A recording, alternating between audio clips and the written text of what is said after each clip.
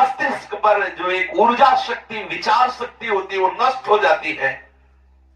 जो ये हस्त क्रिया को करते हैं उनको देखते ही पता चलता है करते हैं। कुछ ऐसे लक्षण होते हैं जिनको देखने से ही पता चलता है ये सब वो प्रतिपल अपने आप को चौपट कर रहे हैं। कितना पागलपन है। आप अपने जीवन को नष्ट कर रहे हैं। पागल खाने में अगर देखा जाए तो 5 आदमी ऐसे मिलेंगे 100 में जो किसी अन्य घटना से पागल हुए, 95 ऐसे मिलेंगे जो विषय के कारण पागल हुए, जिन्होंने ब्रह्मचर्य को छीण किया है और उनकी मेधा शक्ति कमजोर हो गई और पागल हो गए हैं। ये व्यभिचार प्रवृत्ति किसी भी लायक नहीं रहती। सैकड़ों पागल खाने में जांच करने पर ज्ञात हुआ है कि जितने भी पागल हैं उनमें से 95 केवल इस बात से पागल है, व्रत आचरण से। आप परिश्रम युक्त, साधना युक्त आप रहिए। ये आजकल के माता पिता स्वयं सावधान नहीं, बच्चों के सामने ऐसी चेष्टाएं करते हैं कि उनकी सामर्थ्य नहीं कि अपने बच्चों को रोक सके। वो समझते हैं कि बच्चों से ये बातें करना ठीक नहीं है। लेकिन आप समझिए, अगर बच्चों को आप एक छूट दे रहे हैं, आप उनका कितना जीवन नष्ट कर रहे हैं। उनकी आंख, नाक, कान, जिह्वा, वाणी, पैर, त्वचा सब कमजोर हो रहे हैं। और इस कारण जब वो गृहस्थ धर्म में प्रवेश होते तो गृहस्थी लायक नहीं रह जाते, गृहस्थी लायक नहीं रह जाते इन क्रियाओं के करने के कारण। माता पिता को, सदगुरु को चाहिए, उपदेशक को, कि अपने आसपास इस बात को कहे कि वो कभी ऐसी गंदी चेष्टाएं ना करें। सदगृहस्थी में जानते को पहले आचार्य परंपरा थी, सब जाकर गुरुकुल में रहते थे, ब्रह्मचर्य रहते थे। फिर जिनको गृहस्थ में जाना होता वो गृहस्थ में जाते, जिनको नैष्ठिक ब्रह्मचर्य का व्रत लेना होता वो वैरागी होते। दोनों महान पुरुष बनते। वो गृहस्थी में जाकर धर्म पूर्वक चलते हुए पुनः वैरागी को धारण करता और विरक्ति में जाकर वो महापुरुष बन जाता। दुर्बल चित्त इतना हो जाता है कि ना वो धर्म स्थान देखता है, न तीर्थ स्थान देखता है, न मंगल तिथि देखता है, न मंगलवार देखता है। बस अपनी वासनाओं का खेल खेलता रहता है। हजारों प्रतिज्ञाएं, हजारों धर्म चेष्टाएं सब व्यर्थ करने वाला ये महान दोष हस्त क्रिया, व्यभिचार प्रवृत्ति, इस पर अंकुश कीजिए, इसको आनंद मत मानिए। ये जो हस्त क्रिया के द्वारा शक्ति का नाश करते हैं, ये प्रतिक्षण काम से युक्त रहते हैं। इनके हृदय में वही चिंतन चलता रहता है।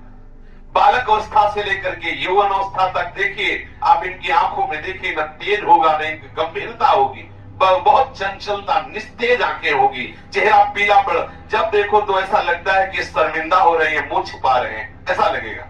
पहला लक्षण है। दूसरा, कुछ इतने निखल्ले ऐसे दिखावटी स्वभाव के, ऐंठ में, अकड़ में, गर्मी में रहते हैं, ये वीर शक्ति के नाश का लक्षण है।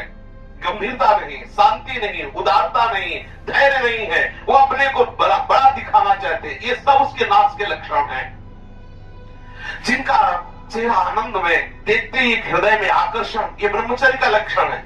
चेहरा देखो तो उजड़ा हुआ दिखाई देता है, लगता है बिना रोते हुए भी रो रहे हैं। वो सब सिकुड़ गया चेहरा, ऐसा जैसे किसी घर में आग लगा दो, इसके बाद दर्शन करो तो कैसा लगता है, वो ऐसे ही उसका चेहरा होता है जिसने अपने जीवन से खिलवाड़ किया है।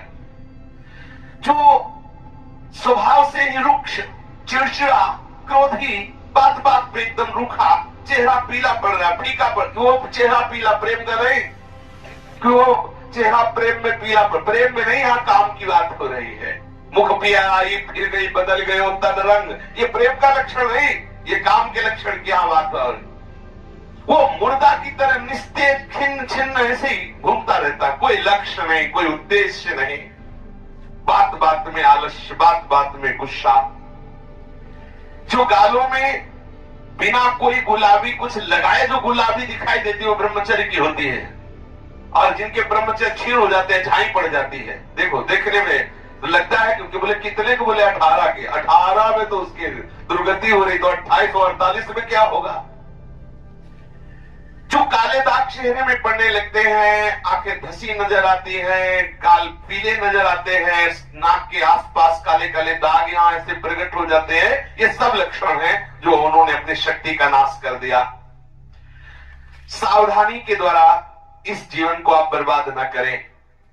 जो 12 वर्ष की अवस्था के बाद से शुरू किया कर, 12 वर्ष है, कितने से बच्चे हैं, कितने चलना मुश्किल हो गया, चलना मुश्किल, तब कसम खवानी पड़ी। वो तो लक्षण पता है ना, तो कसम कि तुम्हें हमारी कसम, यदि हमें आप तनिक भी मानते हो, संत मानते हो, गुरु मानते हो, कसम खाओ आज के बाद ऐसा, तब उनमें चलने की सामर्थ्य आ रही है। बच्चे हैं, खिलवाड़ हो गया, उनके लिए खिलवाड़ हो गया और अपने जीवन को नष्ट कर दिया। अभी 14, 13, 15, 18 ये अवस्था है। जो लोग ये कहते हैं ना कि खेलने खाने की अवस्था हो, थोड़ा सुन ले कि कौन सा खेल खेल रहे हो, क्या खा रहे हैं। ये खेलने खाने की अवस्था है। अरे ये वो अवस्था है जिसमें जो चाहो तुम बन सकते हो।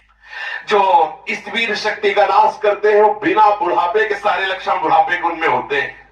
कमर में दर्द है, चला नहीं जा रहा है, थोड़ी चढ़ाई में हांफने लगे। अब अवस्था कितनी, बोले 18 की। इस अवस्था में तो मतलब दिशाएं भी कांपे, वो अवस्था है। अब तो दिखाई नहीं देता कोई जवाल।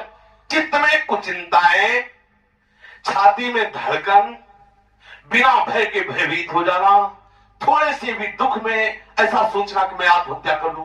ये सब बातें उसी की कमी से हो रही हैं। ये महापुरुषों के अनुभव की झूठी झूठी बातों में एकदम घबरा जाना। कोई झूठी धमकी दे दे तो बस वो ऐसा लगता है अब क्या करूं, किसी कमरे में बंद हो जाऊं, अपने आप को प्राण हत्या करके बचा लूं, ऐसा मैं अपने शरीर को न, ये सारे के सारे लक्षण उसी में प्रकट होते हैं। जो ब्रह्मचर्य का नाश करता है, नींद ना आना या सोना तो कुंभकर्ण की तरह मुर्दे की तरह सो जाना, आलस्य, जरा जरा देर में वो निरुत्साहित बातें, आंखों में जलन, भारीपन, ये सब स्वप्न दोष अधिक होना, ये सब उसी के लक्षण है जो आपने गलतियां की है।